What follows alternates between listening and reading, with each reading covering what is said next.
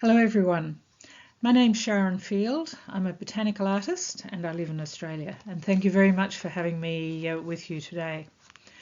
I haven't always been an artist. I was originally trained as a secondary school teacher in geography and economics, and I worked in the field of education for 8 years in Papua New Guinea and then for 4 years with Australia's aid program in 8 countries in Eastern Africa and various other countries around the Pacific. I then joined the Australian Public Service, where I worked in the departments of Education, Agriculture and Transport and Regional Services. After that, I resigned and began my career as an artist. During this time, I was also 20 years as a volunteer firefighter, which included 7 years as brigade captain, actively fighting fires from the backs of trucks and also being winched into fires from helicopters, amongst other things. And I think all these experiences have served to shape my thinking in terms of the focus that I have in my artwork. So today, I'm going to tell you a story about 3,000 days and counting, which is my way of helping people engage with what I believe is one of the most critical issues and critical challenges facing us today. So for a long time I've been concerned about environmental issues and the impact people have on the natural environment, sometimes positive, sometimes not so, sometimes intentional, sometimes unintentional. And for decades, scientists and activists have tried their level best to inform governments, business and people about the impacts of human-induced climate change on the natural environment, but no one has really listened. And now we've reached a global tipping point. Our planet is in crisis. Many people have found it very difficult to comprehend these messages. The potential problems are just so big and so overwhelming. The result is that people just switch off. They just don't know what to do. So I thought, okay, this is a problem. What can I do? Well, I do things around my place, as you probably do as well. I planted hundreds of trees and other plants. I try to decrease my use of plastics and so on. But I've also orientated my botanical artwork and its messaging to this end.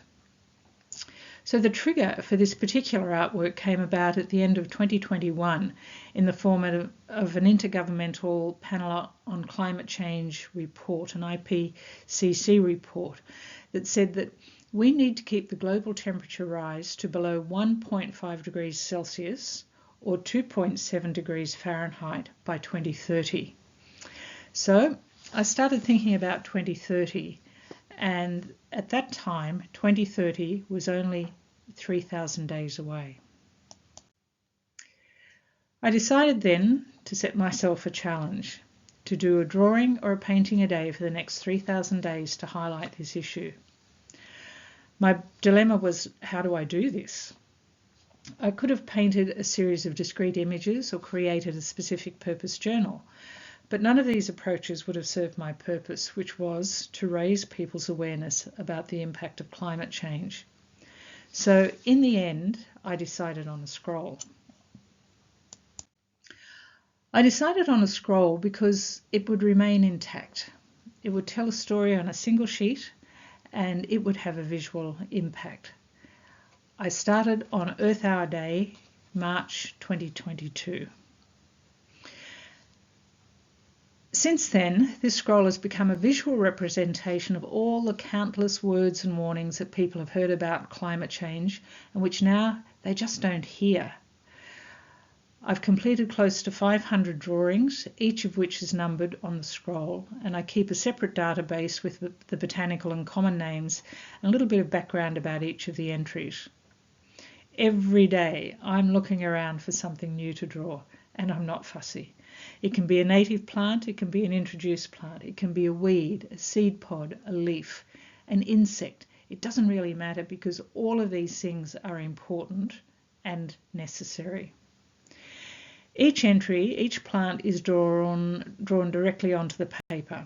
There's no preliminary pencil sketching and it's done with pen, and each drawing is done one after the other using a fine point black pen and watercolour. As you can see here, the scroll goes with me wherever I go so that I can continue doing my drawing a day. And that's whether I'm at home, whether I'm visiting friends, whether I'm travelling. To transport the scroll, I carry it tightly rolled in my backpack and it remains with me as hand luggage, whatever form of transport I'm using at the time. Now, I have a little video clip here which shows me rolling the scroll to an audience. And I guess the rolling out of the scroll becomes a bit of a performance because before revealing the scroll, I spend time talking to people about it and the story behind it, much as I've done with you here today. So here goes the scroll. I hope you're a good catcher.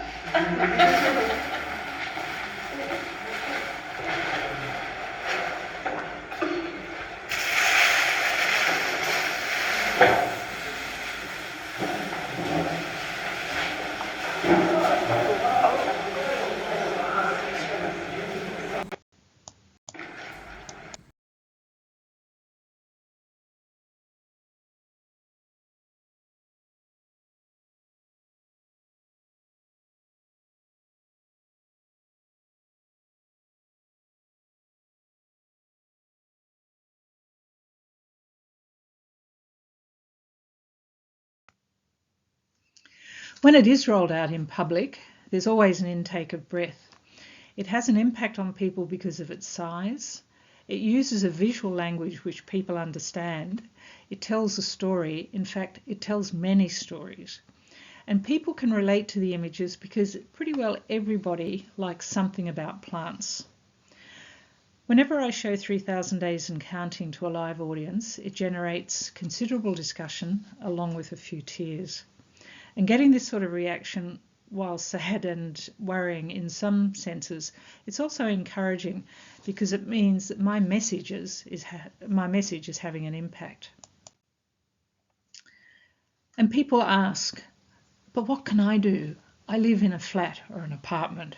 I can't plant trees. It's my knees. It's too hard to think about. I'm only one person. But these questions become the catalyst for discussion. There are always things people can do if they really want to, individually or collectively.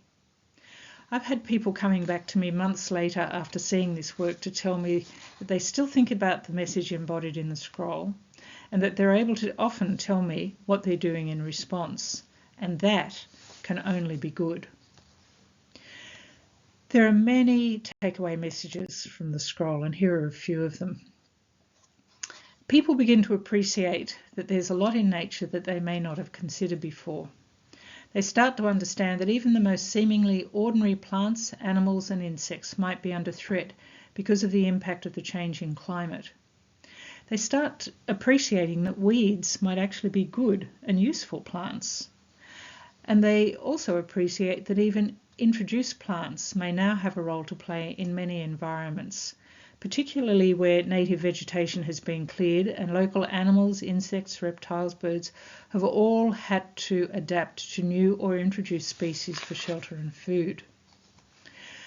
People are also surprised and delighted to learn that we're still finding new species of everything. They're devastated to hear about the native plants, animals, insects and reptiles that have become locally extinct and the resultant flow-on effect that such extinctions have. They appreciate that a green environment is not necessarily a biodiverse environment. They start to understand that a tidy yard can often be sterile and that lawn does not mean grass. They become more aware that we, along with plants, animals, insects, fungi, all rely on each other. We can't exist without them, but they could exist very happily without us. So all of these points I can illustrate through the images I've drawn on the scroll. So 3,000 Days and Counting is basically nature journaling on steroids. Unlike a regular journal, which is often private, This provides a basis for quite rich discussions about environmental issues in a non-threatening way. It's designed to be beautiful so that people are drawn in rather than being repelled. And people are always happy to talk about the issues and what more they can do in response to seeing the scroll. As the scrolls develop, and I anticipate that there'll probably be about 8 in all, each will have a specific theme threading through its length. For example, Scroll 1, which I completed on Earth Hour Day this year, I've called Biodiversity because it just has a myriad of plants and the chaos of nature. Scroll 2, which is the one I'm working on at the moment, I don't have a name for it yet, shows rising global temperatures from 1880 through to 2030 based on NASA, the National Aeronautical Space Administration data, which weaves through the plants as a graph. That's what I'm working on now. And so on as until 2030 is reached. So the visual message that I'm presenting through the scroll will probably become more dire as the scrolls develop. Not because I'm a prophet of doom, but because that's just the reality of where we are. You've only got to look around the planet today. So people need hope, and they need to understand that they can become part of a solution, not just be a part of the problem. And the scroll is one way of talking to people about the ways they can contribute positively to mitigate against climate change. So I really do hope that my artwork can help in this quest. We want to keep all our plants, all our insects, all our animals. So what can we do? What can you do? Thank you very much for your time today. I hope you've enjoyed my presentation, and I look forward to hearing and seeing more about the presentations of other people during this conference. Thank you.